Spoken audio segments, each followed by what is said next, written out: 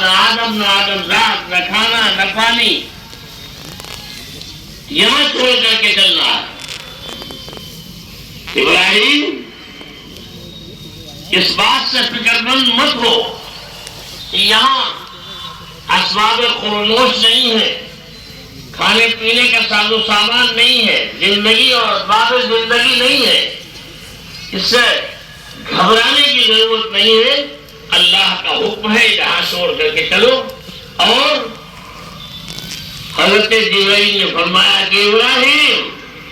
تم اپنے بچے اور بیوی کے لیے کھانے اور پینے اور اسباب معاش ان ساری چیزوں کے بارے میں فکر مند ہو رہے ہو تو ابراہیم یہ سمجھ لو کہ جو اللہ پوری اس کائنات کو اپنی قدرت سے پال رہا ہے وہ اللہ تمہارے ان بیوی اور بچوں کو پالنے کے اوپر بھی قادر ہے۔ صاف اعلان کیا کہ بس چلو کیسے پالیں گے اللہ پاک وہ اللہ جانتے ہیں۔ ربنا انی اسکنت من ذریتی بواد غیر ذی زرع عند بیتک المحرم ربنا لیقیموا الصلاة فاجعل أفئدة من الناس تهوی الیہم وارزقهم من الثمرات لعلهم یشکرون۔ یہ دعا مانگی تھی حضرت ابراہیم علیہ السلام نے، اے اللہ تیرے نام پر اپنے بچے کو چھوڑ کر کے جا رہا ہوں تاکہ پوری دنیا کے اندر تیرا کلمہ بلند ہو، تیرا دین سرسبز و شاداب ہو۔ اس کو چھوڑ کر کے میں جا رہا ہوں، اور اے اللہ جہاں تک ان کی ضروریات زندگی کا تعلق ہے، کھانے اور پینے کا تعلق ہے، جہاں تک ان سب چیزوں کا تعلق ہے تو اے اللہ تو جس صورت سے پوری کائنات کو اپنی قدرت سے پال رہا ہے تجھے پورا اختیار ہے، پوری قدرت ہے کہ ساری کائنات کے اندر بکھری ہوئی اس امت اور یہ بچہ جس کی اولاد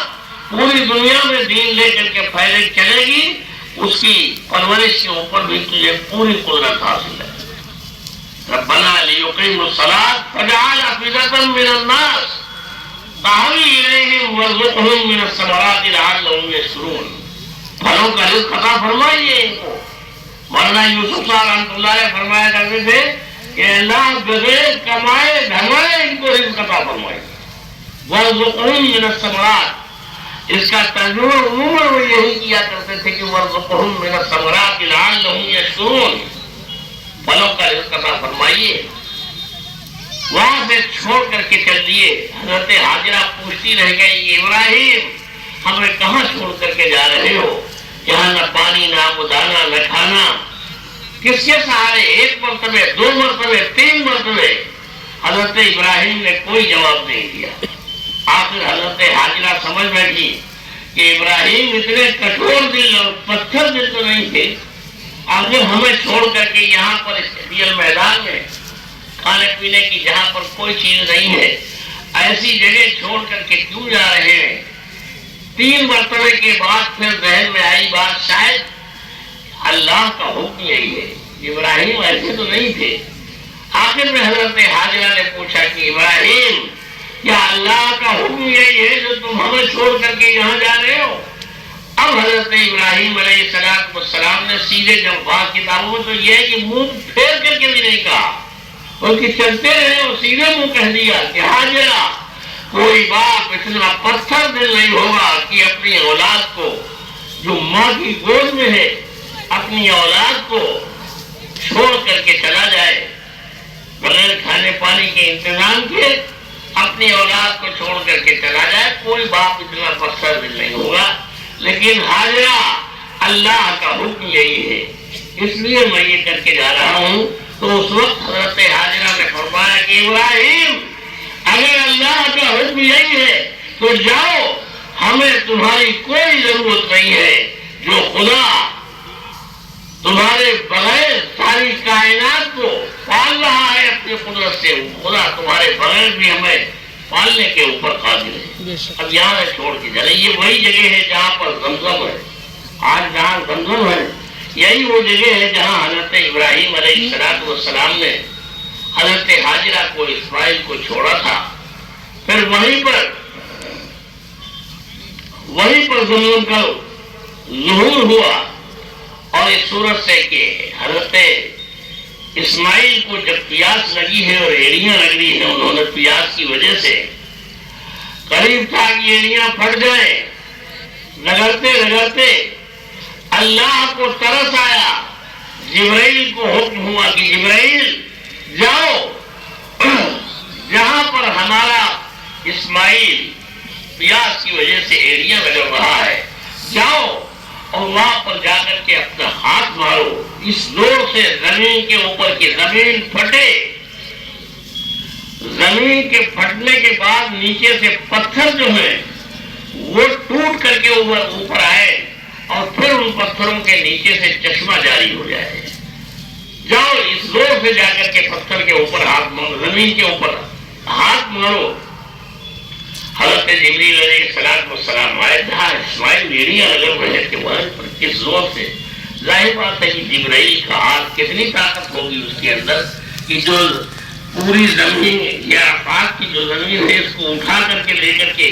اور کہاں سے کہاں لے کے آئے ہیں، مقام پہ اس جگہ کے اوپر لا کے رکھا ہے جہاں پر آج صاحب ہے، وہاں سے اٹھایا تھا، حکم دیا تھا اللہ نے، نبی آخر الزمان پیدا ہونے والے ہیں، مبعوث ہونے والے ہیں، ان کے لیے وہ علاقہ چاہیے جو سرسبز و شاداب ہو، ہر قسم کی چیزیں مہیا ہوں، لہذا وہ زمین کا حصہ اٹھا کر کے لا کے یہاں رکھو۔ جن کے ہاتھ میں اتنی طاقت ہو انہوں نے ہاتھ مارا، زمین پھٹی، پتھر ٹوٹے، اندر سے چشمہ ابلا، اور جب چشمہ ابلتے ہوئے حضرت حاجرہ نے دیکھا کہ جس پانی کے لیے دوڑ رہی تھی یہاں پر چشمہ ٹوٹ کر کے، چشمہ زمین پھٹ کر کے چشمہ ابلا ہے، دوڑ کر کے کہا کہ زمزم کا لفظ استعمال کیا تھا کہ ٹھہر جا، ہم آ گئے۔ چنانچہ جا کر کے فوراً وہاں پر روکا اس پانی کو اور اس کی حفاظت کا انتظام کیا۔ تو یہاں پر یہ جو زمزم کا پانی ابلا ہے، یہ زمزم صرف پانی ہی نہیں ہے بلکہ زمزم کے بارے میں ہے کہ زمزم لما شرب لہ، یہ وہ نعمت خداوندی ہے زمزم کی شکل میں، جس مقصد کے لیے پیو گے وہ مقصد پورا ہو جائے گا۔ پیاس لگے پیو، پیاس بجھ جائے گی، بھوک لگے اس کو پیو تو بھوک مٹ جائے گی۔ اس کے علاوہ کوئی بیماری آزاری ہو اس کو پیو، اللہ بیماری ٹھیک کر دے۔ اور اس کے علاوہ مانگو اللہ سے، یہ وہ زمزم کا چشمہ، یہ وہ چشمہ ہے کہ اگر تم اس کے پینے کے بعد اللہ سے کوئی دعا مانگ لو گے تو اللہ تمہاری دعا قبول فرما دے گا۔ ایسی نعمت اللہ نے زمزم کی شکل میں عطا فرمائی۔